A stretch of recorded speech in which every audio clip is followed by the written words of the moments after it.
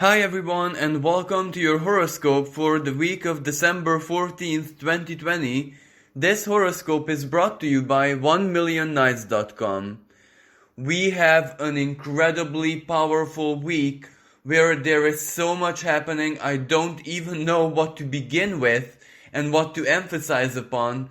But regardless, the astrological star of next week is without a doubt the very powerful, intensely karmic solar eclipse, so a new moon, taking place in the sign of Sagittarius on the 14th of the month. So it opens the week and it also prepares us to step into the new era, the new age, an astrological phenomenon. So the conjunction of Saturn and Jupiter in the sign of Aquarius, which also takes place on a Monday, on the 21st of December 2020.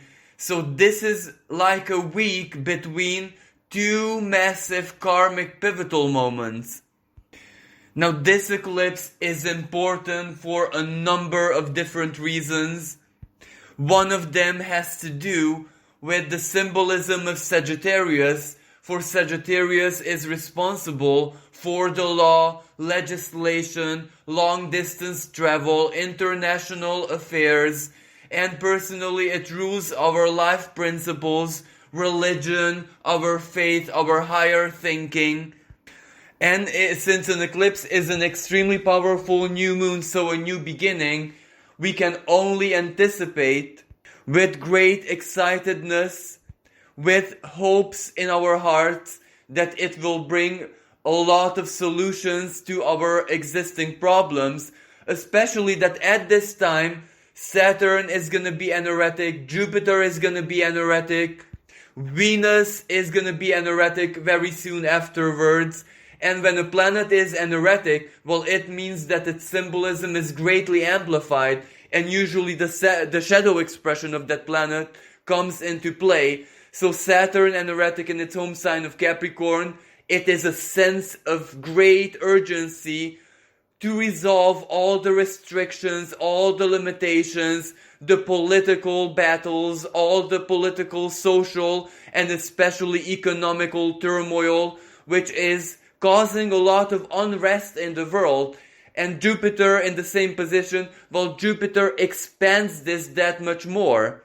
And since these two very powerful and influential planets are extremely close to one another, still in the sign of Capricorn, so the very, very last degree, well, it means a sense of urgency, not just from a human perspective, but also from a karmic perspective. So regardless of what happens, the universe does have to intervene one way or another and offer us solutions. And some of those solutions can be actually quite miraculous, because if Jupiter is our faith, it is our hope, it is what we truly wish, then Saturn is the manifester, Saturn is the lord of karma, so it has to give in one way or another. The ancients considered that if Jupiter is the blueprint of manifestation, the great divine plan, well, it is Saturn which enables that plan to exist here down on Earth, in one form or another. So each and every time these two planets meet in a conjunction or even speak in other types of celestial conversations, well, it does mean some kind of massive manifestation or a preparation of this. But now both planets are in Capricorn, and Capricorn is actually the sign of earthly manifestation. So it couldn't be more straightforward than this. Something is gonna happen. Of course, it's not necessarily gonna happen straight away, but the first signs of solutions or how this powerful energy is meant to change the world are gonna appear straight away. So we are definitely going to be feeling this. And of course, their conjunction takes place on the 21st of December 2020. That is the moment when it gets exact. But it is next week when one after another, first Saturn and following it, Jupiter, move out of Capricorn. So that is already a huge energy shift, especially that Saturn is also the co-ruler of Aquarius. But in the sign of Aquarius, according to the ancients, it takes on a totally different kind of expression where it protects the people, it protects equality, it protects humanitarianism, it protects everything that is sacred and valuable within the human community. Whereas in Capricorn, where it is right now and where it was the past 3 years, well, it was all about power, it was all about authority, organizations, big corporations, leaders, kings, those whose leadership influences the world. And we saw this playing out almost like clockwork, because everything in the past 3 years was about leaders, was about the political landscape changing, rearranging. And with Jupiter entering Capricorn, well, it's basically 2008 in a different version. A lot of big companies suffered losses, a lot of big companies and chains closed down gradually. So it wasn't really an easy energy. But now that they leave this part of the sky, both of these planets take a totally different expression in Aquarius. As I said, Saturn is its most benevolent version in the sign of Aquarius, where it protects the individual, it protects the human community, so to speak, and not centralized power. While Jupiter in Aquarius, it expands ingenuity, technology, the most unusual solutions to everything, visionary people, science and technology, communication, interhuman relationship. It blesses, because Jupiter, after all, is the planet of blessings. It blesses the individual, but at the same time, the community as well, which hosts the individual. So it is a really, really good energy for all of us, and it is muchly needed right now. But of course, we're not talking about the Great Conjunction in this video. We are going to have a separate video about this, and neither do I want to emphasize that much about the solar eclipse, because we also have a video specially dedicated to that phenomenon.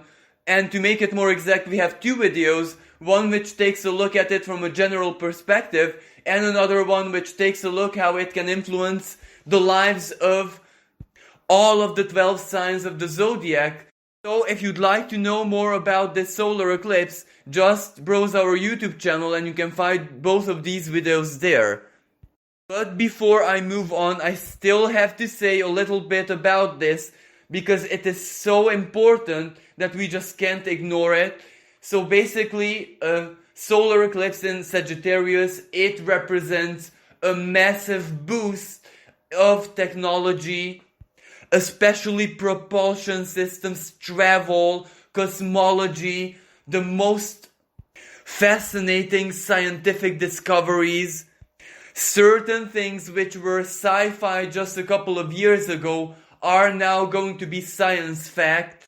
Space exploration is definitely going to reach a totally different level, a totally new phase of its existence. So, soon after the eclipse, we might hear groundbreaking news about the achievement of massive technological upgrades, which can allow us as a humanity, as a collective, to cross certain kind of boundaries regarding, for example, space technology, cosmological discoveries, new theories about how the universe works, how it stays in existence, for example, particle physics, dark matter, dark energy, antimatter technology, everything which is the thing of the new. Not only will new theories arise, but they will be proven in a very, very short time, like the sphere of influence is the next 6 months. But at the same time, this is also really, really massive from a spiritual perspective, because it simply upgrades our perceptions.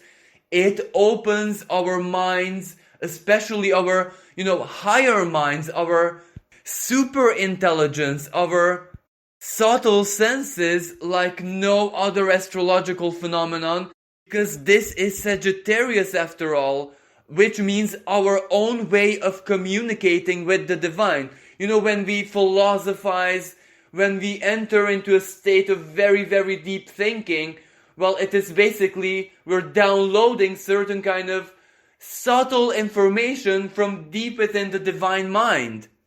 But imagine if this, let's say, talent of ours is all of a sudden gonna be upgraded so it reaches the next level. That means that what we can achieve and how powerful our minds and our beings can become will certainly show us and demonstrate us, in many ways, even practically, that we as a species already overcame certain kind of limitations. So we reached the impossible already in so very many different things. So individually regarding our spirituality as well, which also means that new spiritual currents are gonna be born, are gonna be formed, maybe new religions, and also the existing religions will have to readapt the way they affirm and express their highest principles, their dogmas, their core beliefs.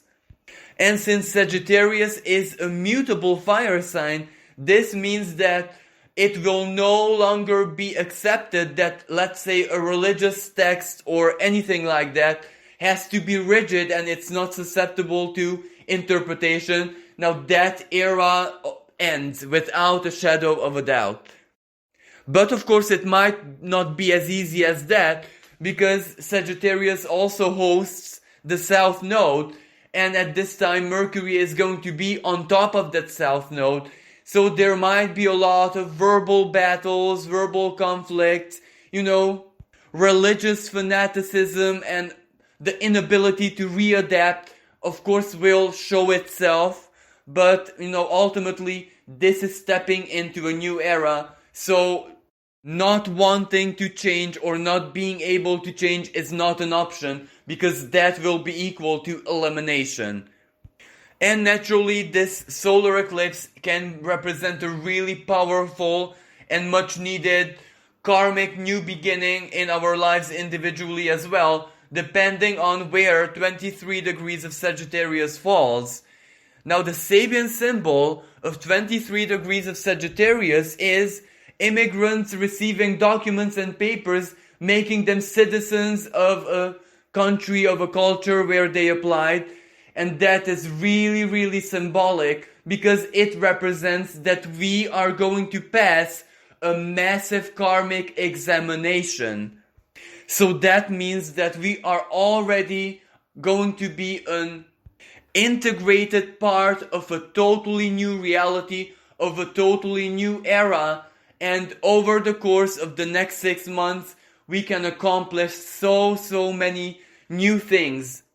Because what we strongly believe in, as in Sagittarius, is ultimately what will manifest in our physical daily lives. And, the sign of Gemini, the opposite sign of Sagittarius, is hosting the North Node, the symbol of our karmic path forward, of where we're going, where we're evolving towards. So basically, not only is our higher mind being upgraded, symbolically speaking, but also we will be able to use that practically, because our lower mind will adapt to it, as in the North Node being in Gemini. It won't be easy, because Neptune is squaring both nodes of the moon, and of course, naturally, this solar eclipse as well.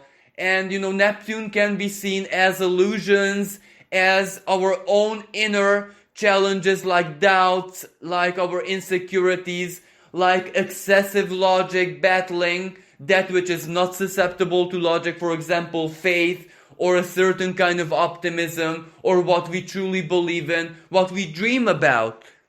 But as long as we make sure that we stay in a place of balance, which means that over optimism and excessive positivity, if it really, really makes absolutely no sense at all, if it's against your situation, now of course you have to limit that, but that doesn't mean dive into negative thoughts, self-defeating thoughts, to be consumed by doubt and insecurities. It means taking the position of an observer and trying to do things in your highest good, which means that optimism is a must.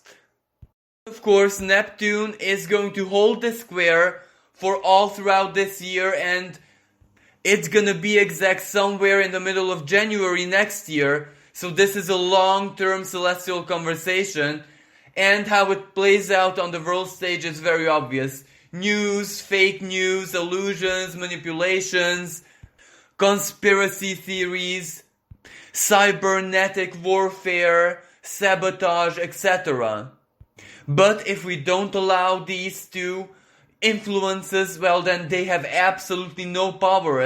And the fact that so much filth, so to speak, comes from the outside, as in the internet, media, or wherever, that is actually a positive thing, because it trains us, it teaches us, it gives us the know-how, how to filter and cut out and eliminate all of the inner delusions, all the inner false perceptions or false self-defeating patterns which we create ourselves. So this is a really, really useful energy which teaches us and trains us how to be disciplined.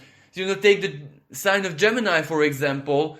Gemini knows how to survive and even thrive in duality, because it doesn't let any of the sides, any of the both extremes get to it.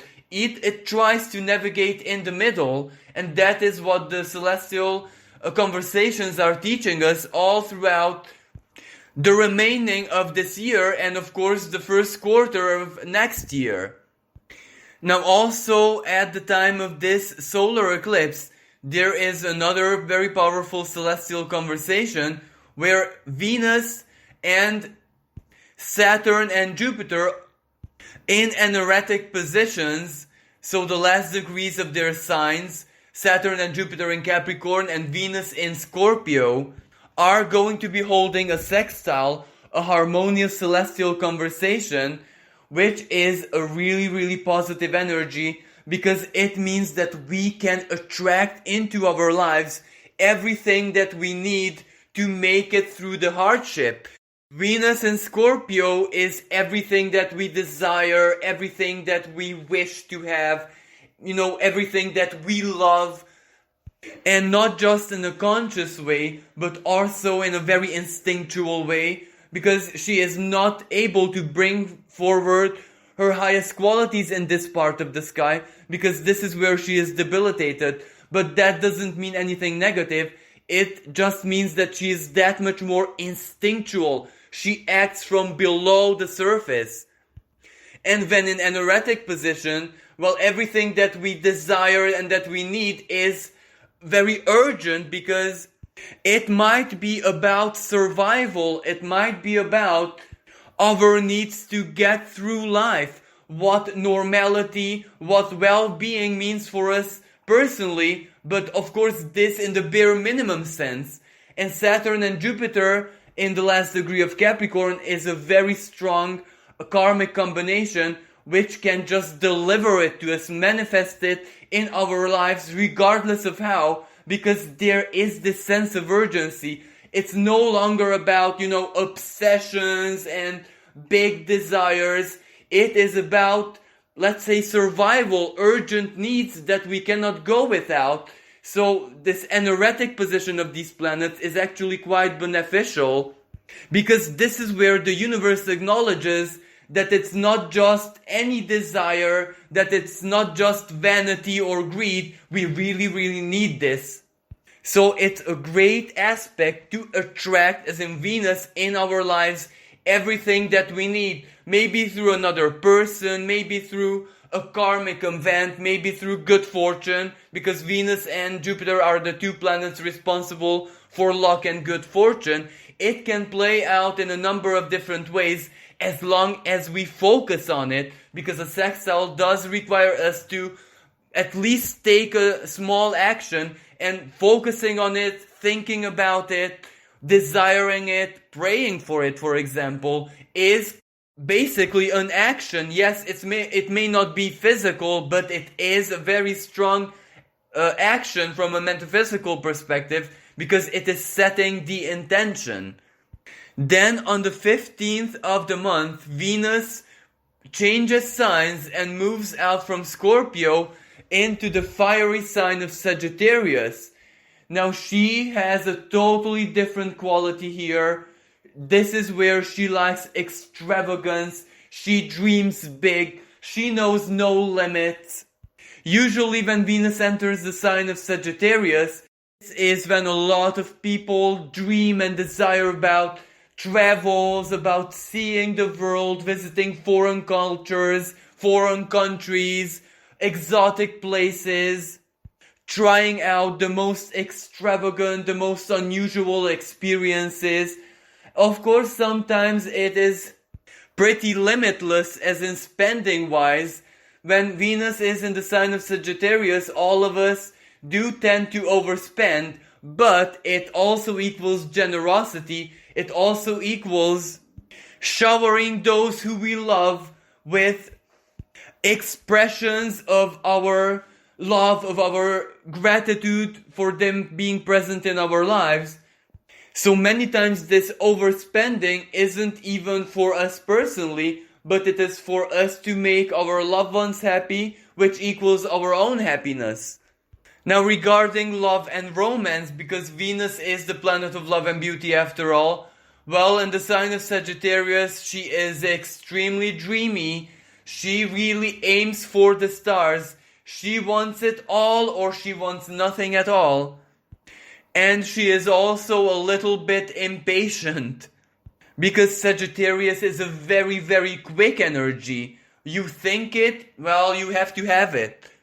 So usually when Venus enters into the sign of Sagittarius, that is a really good energy for long distance relationships, for meeting foreigners, people who don't belong to your culture.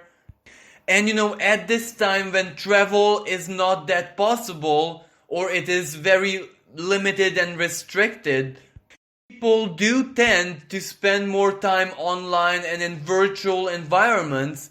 So that can very well give birth to relationships, but at great distance.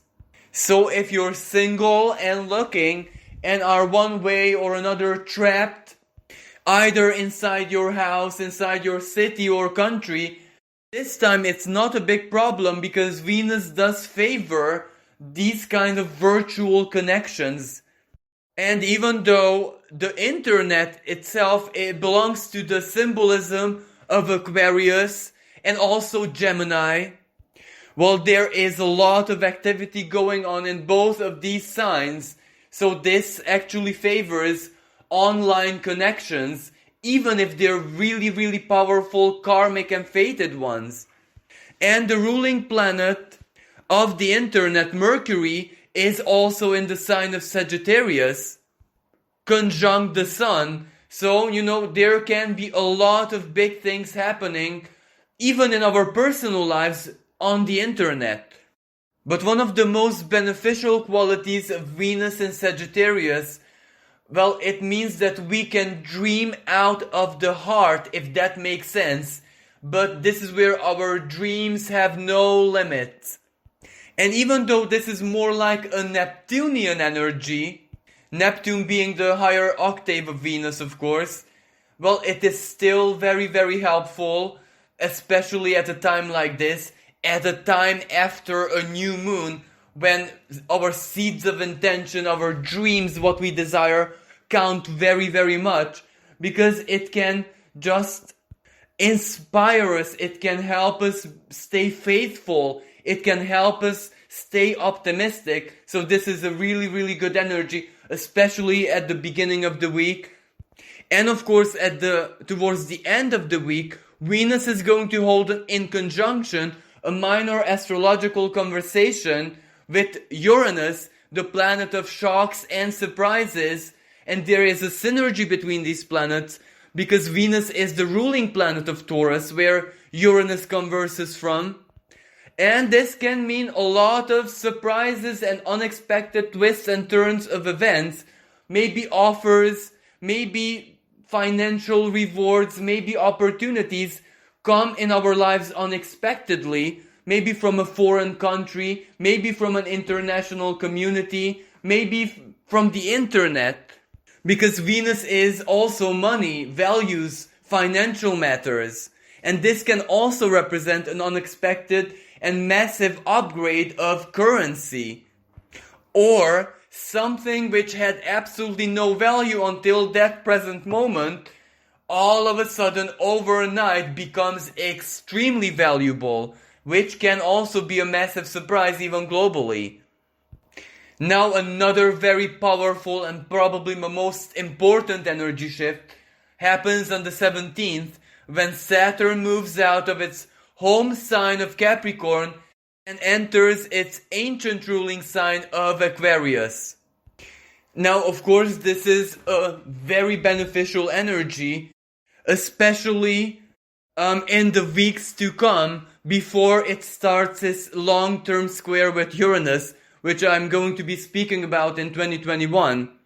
But even under the influence of that square, it's still really good news because Saturn represents values and traditions and the old, Uranus represents the new, the visionary, the revolutionary, the upgrade. So these two have to balance themselves out, and it doesn't have to be like a real battle. It can just be a symbolic battle where slowly but surely Uranus and its symbolism takes over. Because Uranus is the modern ruling planet of Aquarius, so it is very, very important. It will be like the two co-rulers of the sign battling each other for influence. Of course, out of these two planets, Uranus is the strongest, it is the most influential, but it is in fall, so it's not that very quick in the sign of Taurus. So both of these planets, in my opinion, have equal chances. So that's why this process can be quite harmonious and not as, violent and, twisted. For example, like the Great Depression in the 30s, because that coincided the last time Uranus transited the sign of Taurus. But of course, this all depends on us and our choices, how we live it, how we react to it. So nothing is set in stone except the fact that the rules and regulations and the customs and, the way human society works is being upgraded, our ideologies, our principles, especially around subjects like equality, equity, what all of this means, how it should exist in a more perfect version. And then the symbolism of Uranus and Taurus, finances, what we hold as value, our value systems, banking systems, etc. All of these matters are definitely going to be changed and upgraded. And the year 2021 is going to be a really, really important pivotal year for this. But as I said, I'm going to be speaking more about this in 2021 when this square becomes online. But the immediate effect of Saturn entering the sign of Aquarius might not be that very, very pleasant, because it could spike the coronavirus outbreak and the number of infections and all of this in various parts of the world. So the restrictions might get just a little bit tougher, but this is where it's not really like a measure of abuse, but rather it is something necessary regardless of what we think about the coronavirus, how deadly or lethal it is. But of course, let's not forget that there is an active square between Mars and Pluto, Pluto being the higher octave of Mars.